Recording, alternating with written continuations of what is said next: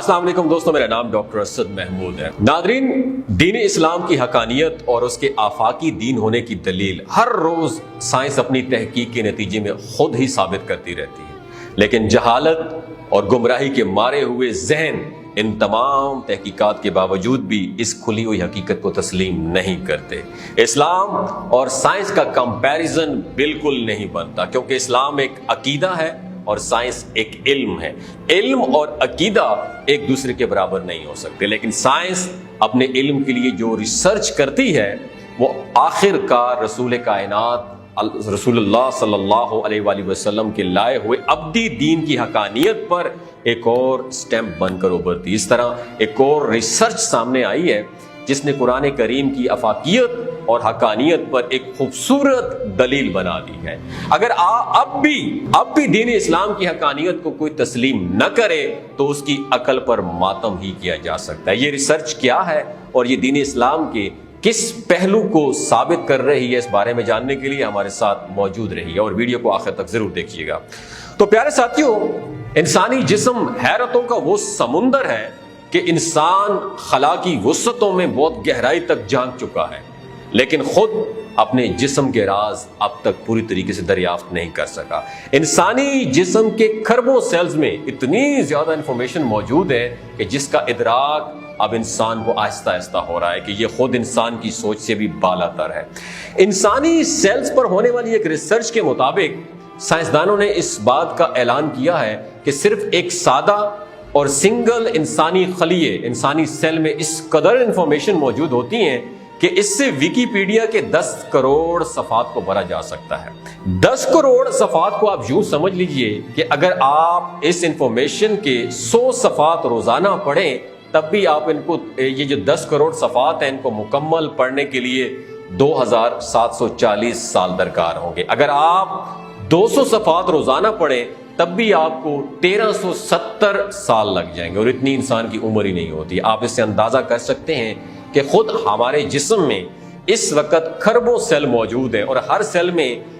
ایک سیل میں کھربوں سیل موجود ہیں، اور ہر ایک سیل میں اتنی انفارمیشن ہے کہ جس کو پورا پڑھنے کے لیے کئی صدیاں درکار ہیں۔ اس سے ہم یہ سمجھ سکتے ہیں کہ ہمارے ہر سیل کے اندر اللہ رب العزت نے کتنی انفارمیشن اور معلومات رکھی ہوئی ہیں۔ اس بات کا علم سائنسدانوں کو اب ہوا ہے کہ انسانی جسم کے ڈی این اے میں اتنی زیادہ انفارمیشن اللہ تعالیٰ نے رکھی ہے کہ جسے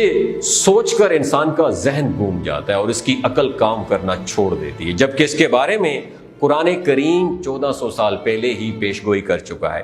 دوستو، سورہ یاسین کی آیت نمبر 65 میں اللہ رب العزت نے ارشاد فرمایا کہ وہ دن آئے گا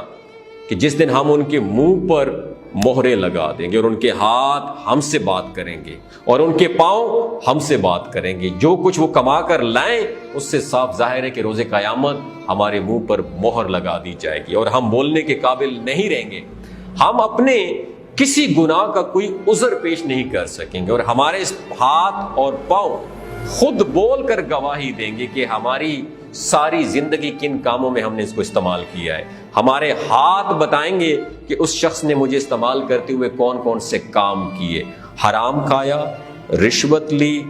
گناہ کیا، کسی کو مارا یا زیادتی کی، چوری کی یا ڈاکہ ڈالا۔ ہر عمل کے بارے میں ہمارے ہاتھ بتائیں گے۔ اسی طرح ہمارے پاؤں بتائیں گے کہ یہ ہمیں کہاں کہاں استعمال کرتا رہا، یہ انسان اپنے جسم کو کس طریقے سے کس طرف لے کر جاتا رہا، کس ٹریک پہ ہمیں یہ لے کے جاتا رہا۔ ناظرین گرامی، یہ بات اپنے آپ میں اتنی خوفناک ہے کہ انسان کا پورا جسم لرز کر رہ جاتا ہے اس رب کائنات کے سامنے جس کے جلال سے پوری کائنات کانپتی ہے، کہ جس کی وحی کو پہاڑوں نے بھی اٹھانے سے انکار کر دیا۔ ہم اس کی بھیجی ہوئی وحی کو روز پڑھتے ہیں، اس کے باوجود اس میں ڈاؤٹ کی گنجائش، شک و شبہ کی گنجائش رکھتے ہیں۔ دوسری طرف ہمارا اپنا علم جو دراصل ہمیں اللہ رب العزت نے عطا فرمایا، اس کو استعمال کرتے ہوئے ہماری اپنی تحقیق ہمیں بتا رہی ہے کہ ہاں ایسا پاسبل ہو سکتا ہے کہ ہمارے ہاتھ پاؤں بولنا شروع کر دیں۔ دوستو، یہ بھی سائنس کی ایک تحقیق ہے جس سے ہمیں یہ علم ہوا ہے